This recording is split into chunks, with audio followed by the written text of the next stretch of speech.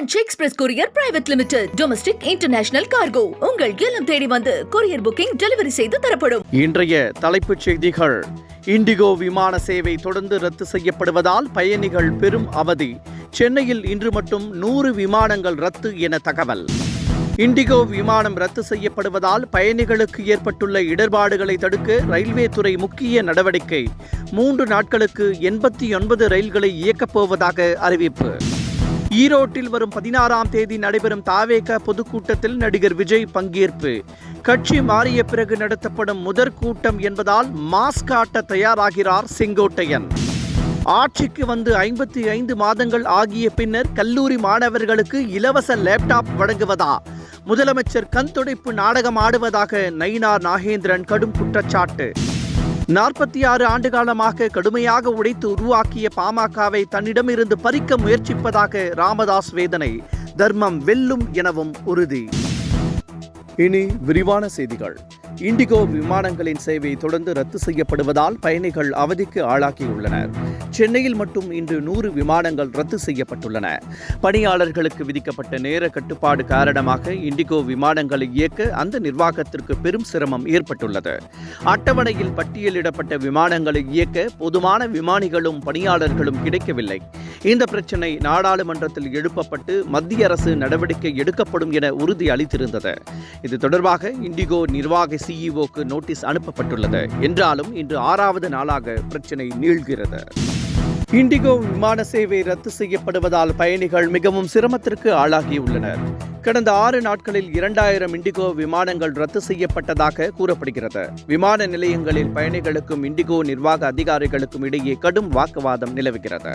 இதை சரி செய்ய மத்திய அரசு நடவடிக்கை மேற்கொண்டுள்ளது. ரயில்வே நிர்வாகம் 3 நாட்களுக்கு 79 புதிய ரயில் சேவையை இயக்க முடிவு செய்து அதற்கான அறிவிப்பையும் வெளியிட்டுள்ளது. பாட்னா, புனே என முக்கிய நகரங்களுக்கு ரயில்களை கூடுதலாக இயக்கப்படும் என்றும் அறிவிக்கப்பட்டுள்ளது. 2026 சட்டப்பேரவை தேர்தலில் போட்டியிட்டு முதலமைச்சராக வேண்டும் என களப்பணியாற்றி வரும் நடிகர் விஜய் தற்போது கட்சி பணிகளை முடுக்கிவிட்டுள்ளார்.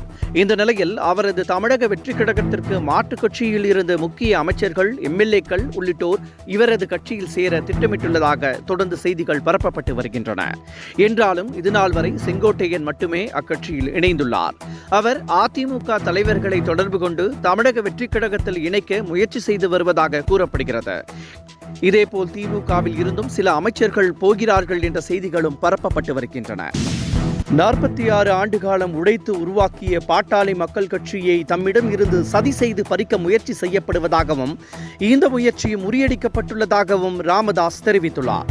வரும் சட்டமன்ற தேர்தலில் கட்சி அங்கீகாரத்தை மீட்டெடுப்பேன் என்றும் தர்மத்தின் வாழ்வுதனை சூதுகவும் மீண்டும் தர்மமே வெல்லும் என நிரூபிப்பேன் என்றும் ராமதாஸ் காட்டமாக கூறியுள்ளார். அதிமுகவில் இருந்து நீக்கப்பட்ட பிறகு தமிழக வெற்றி கழகத்தில் இணைந்த செங்கோட்டையன் முதல் முறையாக ஈரோட்டில் டிசம்பர் மாதம் 16ஆம் தேதி தமிழக வெற்றி கழகத்தின் பொதுக்கூட்டத்தை நடத்தப் போவதாகவும் இதில் நடிகர் விஜய் பங்கேற்க இருப்பதாகவும் அறிவித்துள்ளார். மாவட்ட நிர்வாகம் மற்றும் காவல்துறையிடம் இருந்து அனுமதி கோரப்பட்டுள்ளதாக தாவேக வட்டாரங்கள் தெரிவிக்கின்றன.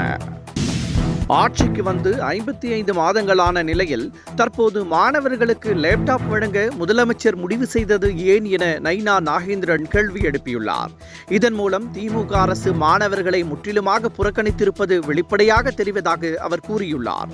திடீரென லேப்டாப் வழங்க முதலமைச்சர் அறிவித்திருப்பது கண்துடைப்பு நாடகம் என்றும் அவர் விமர்சித்துள்ளார். திமுகவின் AKS விஜயின் வீட்டில் கடந்த வாரம் 300 சவரன் நகை கொள்ளையடிக்கப்பட்ட சம்பவம் பரபரப்பை ஏற்படுத்தியிருந்தது. இதனைத் தொடர்ந்து கொள்ளையர்களை பிடிக்க தனிப்படை அமைத்து போலீசார் தீவிரமாக நடவடிக்கை மேற்கொண்டனர். இந்த நிலையில் தர்மபுரியைச் சேர்ந்த ராகுல், சாதிக் பாஷா, மொய்தீன், பர்வீன் ஆகியோரை போலீசார் கைது செய்துள்ளனர். 87 சவரன் நகைகள் மீட்கப்பட்டுள்ளதாக கூறப்படும் நிலையில் மீதியுள்ள நகைகள் குறித்து விசாரணை நடத்தப்பட்டு வருகிறது. திரையுலகின் ஸ்டைல் மன்னன் சூப்பர் ஸ்டார் ரஜினிகாந்த் மீசையில்லாமல் நடித்த படம் தில்லுமுள்ளு என்பதை அவரது ரசிகர்கள் அவ்வளவு சீக்கிரத்தில் மறந்துவிட முடியாது. இந்த படம் வெளிவந்து 44 ஆண்டுகள் ஆகின்றன. தற்போது ரஜினிகாந்தின் மீசையில்லாமல் நடித்தால் எப்படி இருக்கும் என நினைத்து பார்க்க முடியுமா?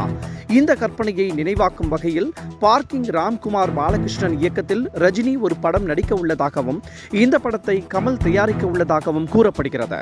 இந்த படத்தில் ரஜினிகாந்த் மீசை இல்லாமல் கிளீன் ஷேவ் கெட்டப்பில் நடிக்க உள்ளாராம்.